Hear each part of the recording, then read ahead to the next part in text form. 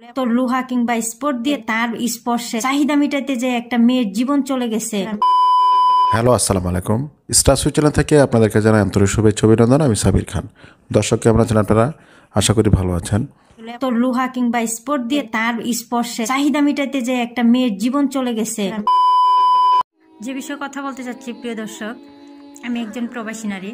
আমি প্রবাস থেকে বলছি। রিকোয়েস্ট থাকবে আপনারা মনোযোগ সহকারে আমার কথাগুলো শুরু থেকে শেষ পর্যন্ত দেখার চেষ্টা করবেন।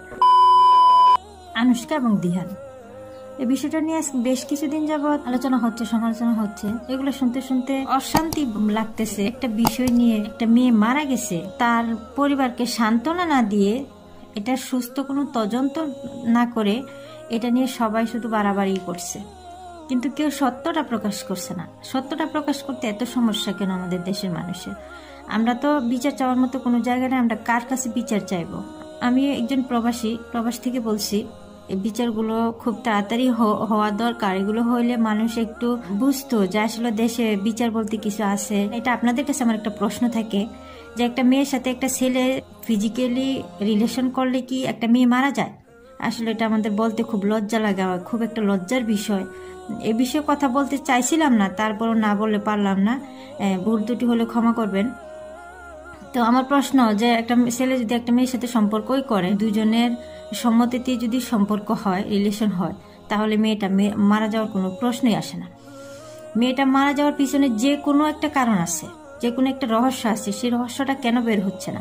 আর দিহান সেই রহস্যের মূল কারণ হচ্ছে দিহান। প্রশাসন যদি খুব কঠোরভাবে ওকে রিমান্ডে দেয় কিংবা ওর জিজ্ঞাসাবাদ করে, তাহলে কিন্তু মূল রহস্যটা বের হয়ে যাচ্ছে। এত সময় কেন লাগছে জানি না। এইসব দুর্চরিত্র, এইসব কুলাঙ্গার, এইসব জানোয়ার, তাদের বিচার কি পাবো না কখনোই?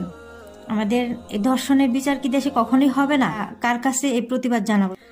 দিহান এমন কি আফ্রিকার জঙ্গলের জানোয়ার কিংবা টাইগার ছিল, আমেরিকার জঙ্গলের কোনো টাইগার হিংস্র জানোয়ার ছিল যে সে মেয়েটার সাথে রিলেশন সম্পর্ক করার পর মেয়েটা ব্লিডিং হয়ে মারা গেল?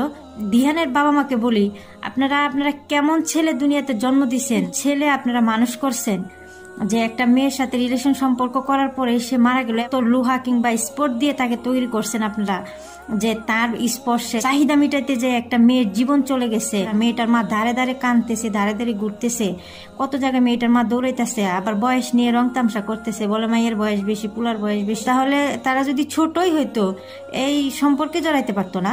আনুশকার মা খুব দৌড়াদৌড়ি করছে এইসব নিয়ে, কিন্তু আনুশকার বাবা কোথায়? আনুশকার বাবাকে তো আমরা দেখছি না। আর মার যতটুকু অধিকার, তার বাবারও সেই অধিকারটা থাকা উচিত, কিন্তু তার বাবা কোথায়? কেন তার বাবা তার মেয়ের বিচার চাচ্ছে না? এই আনুশকার বাবাকে আমরা দেখতে চাই। আনুশকার মায়ের শুধু বিচার চেয়ে যাচ্ছে, ওর বাবা কিন্তু আসছে না মিডিয়াতে বা কোনো কারো কাছে বিচার চাইছে না।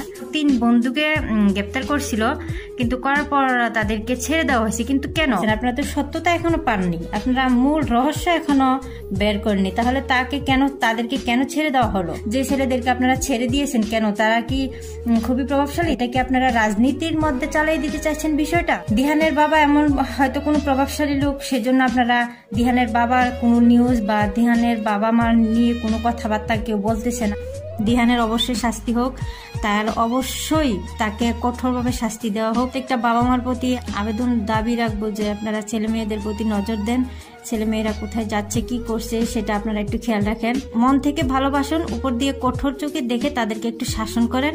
তাদেরকে রং উল্লাস তামসা এগুলা করতে দিয়েন না। এভাবে আমাদের দেশের সমাজটা নষ্ট হয়ে যাচ্ছে। আপনারা দেশকে বাঁচান, সমাজকে বাঁচান, নিজকে রক্ষা করুন, নিজের পরিবার সন্তানদেরকে রক্ষা করুন।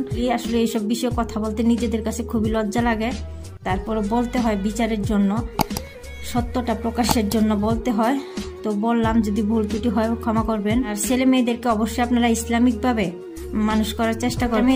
ছেলে মেয়েদেরকে বোঝানোর চেষ্টা করবেন। ইসলামের শিক্ষা দিলে হয়তো তারা এইসব কাজগুলো থেকে একটু বিরত থাকবে। সকলের প্রতি আমাদের একটা দাবি অন্তর থেকে, অবশ্যই যেন দিহানের বিচার হয়, আমরা এই বিচার চাই।